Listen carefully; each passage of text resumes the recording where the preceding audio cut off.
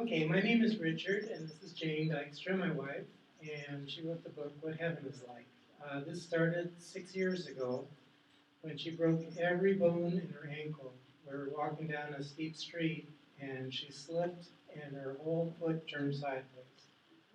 And she went in for this operation, took 4 hours long, and when she came out of it, and she was under anesthesia, she looked at me and she said, "I saw your father." And she said his name is Gilmer Oscar Jr., and he was born in the Philippines, which he was. His parents were missionaries in the Philippines. And that he hated to wear shoes because after they moved from the Philippines, they moved to Hawaiian Islands, and he didn't want to wear shoes. So my father told her things that only I would know. Well, this story has continued the last 6 years because, yeah, he passed away over 40 years before. He died when I was only 15 years old. So it was pretty incredible.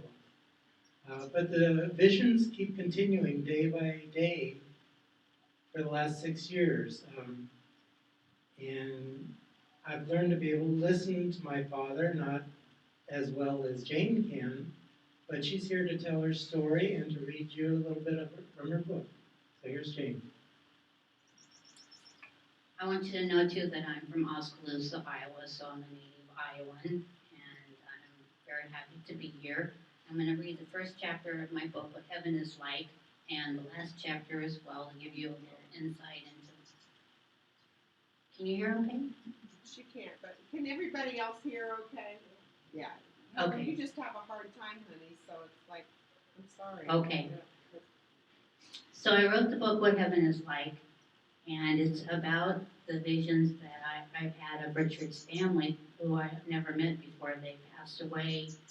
His dad passed away 44 years ago, and his mother passed away about 15 years ago. I never met them, and yet they come to visit me from heaven. And so I wrote a book called What Heaven is Like. We're going to have a drawing after the presentation is over, and we're going to give away 5 books. So if you didn't get a chance to fill out a piece of paper, and we'll give you another chance before we actually do the drawing. The book's here. I'm going to read out of my original manuscript, but this is what the book looks like. There's a picture of an angel on the front, and then a little description, and my picture on the back. And then there's a dedication on the inside, which I dedicated to Richard and his family, and of course my mom and dad. So I'm going to read the introduction too, because this gives you a little bit of the history and the story behind my book. Do you have a loved one who has passed away? Do you wish you could talk to them again? Would you like to tell someone you have lost how very much you love him or her? You can. When a loved one passes on, they come back to you. Your loved ones can still hear you and they can see you. In return, you can learn to talk to and hear someone that you love as well. This ability to communicate with your dearly departed is the gift that God has given to all his beloved children. You can use your ability not just once, not just in your dreams, but today and every day as often as you wish. In this book, I will refer to the dearly departed as angels. I do not pretend to think that I know the meaning of what an angel is or is not. I just think this is a kind of reference to someone who has passed on and referring to our loved ones as dead. Our souls will never die. This book is a journey into my life with the angels on my shoulders. After an accident, I learned to communicate with these wondrous souls that have passed on. My gift of communicating with the dearly departed is not from a near-death experience, nor has it been a one-time occurrence. I am still in contact with these beautiful angels in a way that has changed my life. I believe it can change your life as well by reading this book. Anybody ever have a little voice inside your head that tells you to do something or not do something? That's one of your loved ones, one of your angels whispering in your ear telling you something. Yeah, those thoughts, you never know where the thoughts that come out, and you never know where they came from. All of a sudden, you're like, oh, okay, I'll do that. And where'd they come from? Well, my mom and dad want us to share that all your loved ones are still around you, and they're there to help direct you, and they're waiting to hear from you. And all you got to do is talk to them. You know, when I first started, I wasn't I knew my dad was around, but I didn't know. So sometimes I'd write a note and I'd leave it out because I knew he'd be by sometime during the day. So I'd leave it out and tell him, "Oh, I'm going to talk to you tonight," or I'd ask a question, and I always got the answers. So, what your dad told her about the dog, the new dog, that was just one story I remember. Oh, It was kind of interesting for those of you that, isn't that in the book? Because I haven't read yes. it. Okay. Yes. All right, it's in the book, but this is quite this, Not only our loved ones are always with us, but our animals are too. I was only 15 when my dad died, and about 6 months before he died, he bought me this German Shepherd. And he was the greatest pet I ever had in my life. And I don't know if my dad had a premonition, but my dad was my very best friend. And after he died, my dog Barney, German Shepherd, became my best friend. And Jane has this incredible talent that she's had since she was a little girl, sleep talking. And my parents have been able to communicate through her.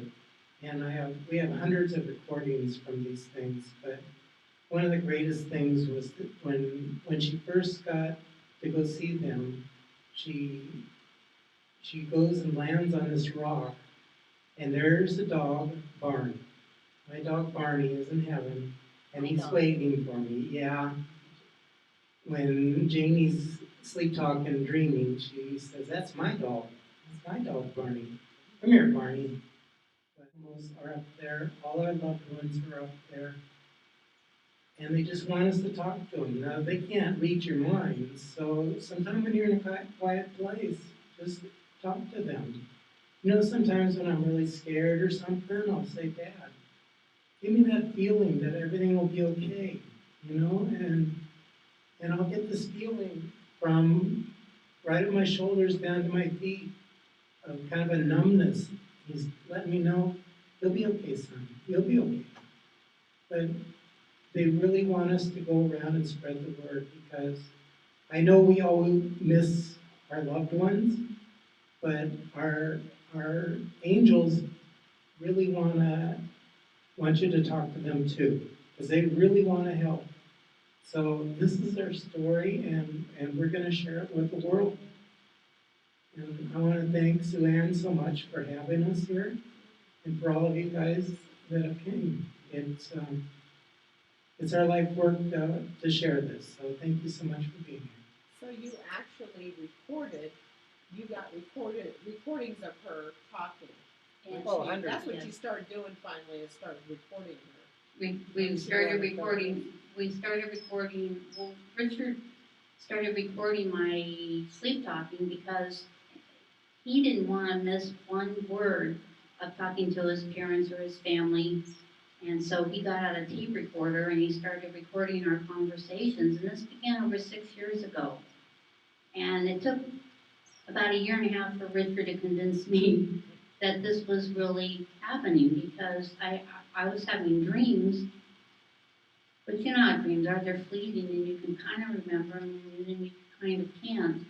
But Richard started recording them and playing them back for me. And when I was younger, I had a speech impediment. I couldn't pronounce my R's very well. So he'd play these tapes for me and I'd be, "I don't want to hear him, I don't want to hear him," because you could hear the speech impediment. But Richard, he's been recording these visions for the past 6 years. And because he's afraid of accidentally erasing one of these, he buys new recorders. So we have a box of recorders like this because he's terrified that he might do something to one of them. And so those visions are the ones that I utilized in writing my book. And because I didn't know his mom or his dad or his dog or any of these angels who have passed on, I got to know them through their own eyes. And they have become my own mom and my own dad and my own dog and my own other family. And I have visits from my family as well. But because visitations started with Richard's family, who I never met, and I told him all these little details possibly have known if it wasn't somebody from heaven telling me these stories.